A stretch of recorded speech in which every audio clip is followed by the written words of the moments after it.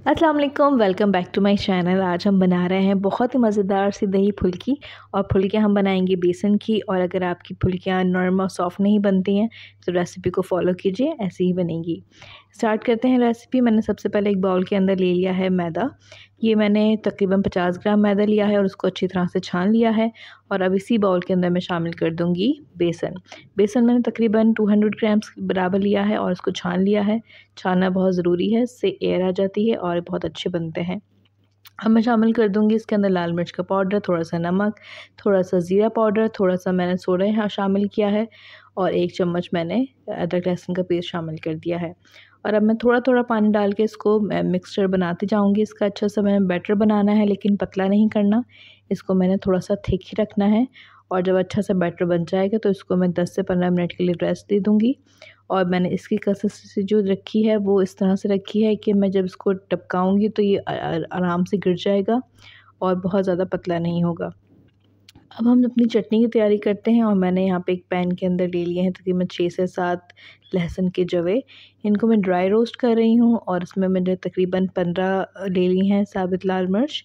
इनको भी मैं एक साथ ड्राई रोस्ट कर रही हूँ। जब इनका कलर चेंज होने शुरू हो जाएगा अच्छा सा और ये भुनना शुरू हो जाएंगे तो मैं इसके अंदर शामिल कर दूँगी ज़ीरा। मैंने तकरीबन 1 चम्मच ज़ीरा लिया है और ज़ीरा फ़ौरन से कलर इसका चेंज हो गया है तो मैं इसमें शामिल कर दूँगी नमक। और यहाँ पे हमारा सारा मसाला तैयार है। अब मैं इस मसाले को ट्रांसफ़र कर दूँगी एक बाउल के अंदर, जो मैं अब इसको मिक्स कर पीस लूँगी। मैंने एक छोटा सा ग्राइंडर ले लिया है, थोड़ा सा पानी शामिल करके इसको मैं अच्छी तरह से पीस लूँगी। बिल्कुल हमने बारीक पीस लेना है ताकि इसकी अच्छी सी चटनी बन जाए। और अब इसको हम साइड में रख देंगे। अब हम इसको फ्राई कर लेते हैं अपने पकौड़ों को। तो मैंने एक पैन के अंदर मस्टर्ड ऑयल लिया है और अब हम इनको शैलो फ्राई करेंगे। तो जो हम इसको फ्राई करेंगे तो उसका तरीका थोड़ा सा डिफरेंट होगा। मैं इसको गोल नहीं बनाऊंगी जैसे हम राउंड फुल्कियाँ बनाते हैं, इस टाइप की नहीं होंगी। ये फ्लैट होंगी जैसी हमें बाज़ार में मिलती हैं, उस तरह की ये फुल्कियाँ होंगी। तो मैं इस तरह से एक चम्मच की मदद से उसको पैन के अंदर कर रही हूँ। अगर आप पैन लेना चाहते हैं या तवे पे फ्राई करते हैं तो इस तरह की फ्लैट आपकी पूरियाँ बनती हैं। इस तरह से इनको फ्राई कर रही हूँ और 2 मिनट के बाद इनको जैसे ही नीचे से कलर चेंज हो जाएगा तो हम इसको पलट लेंगे और दोनों साइड से अच्छी तरह से फ्राई कर लेंगे। कलर जब चेंज हो जाएगा, गोल्डन हो जाए और अच्छी तरह से आपको लगे कि ये पक गई हैं, तो आप इनको निकाल लीजिएगा। और इस तरह से मैं सारे अपने जो पकौड़े हैं उनको फ्राई कर लूँगी। ये सारे मैंने इस तरह से डाल लिए थे और सारा जो बैटर है इस तरह से मैंने कंप्लीट कर लिया है और सारे पकोड़े फ्राई कर लिए हैं।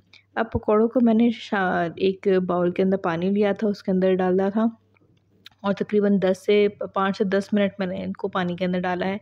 और इनका साइज़ भी काफ़ी बड़ा हो गया है पहले से और ये अंदर से बिल्कुल सॉफ़्ट हो गए हैं। ज़्यादा देर तक नहीं रखना, अगर ज़्यादा देर रखेंगे तो ये बहुत ज़्यादा सॉफ़्ट हो जाएंगे और टूटने लगेंगे। तो बस जल्दी से आप जैसे ही इसका साइज़ थोड़ा सा बड़ा हो जाए तो आपने इनको निचोड़ के पानी में से निकाल लेना है।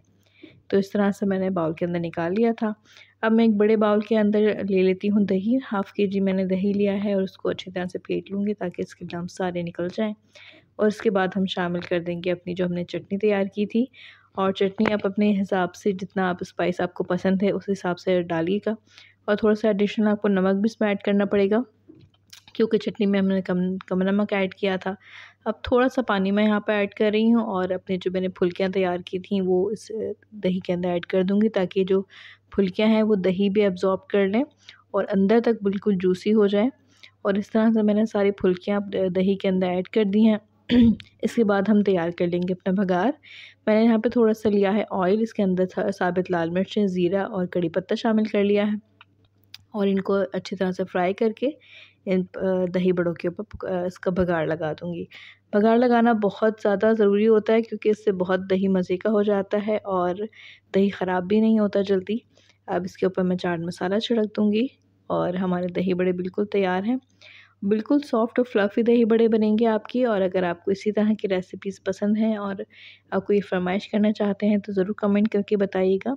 रेसिपीज़ पसंद आती हैं तो ज़रूर से चैनल को सब्सक्राइब कर लीजिएगा और अपने फ्रेंड्स के साथ भी शेयर कीजिएगा। Thank you for watching. अल्लाह हाफ़िज़।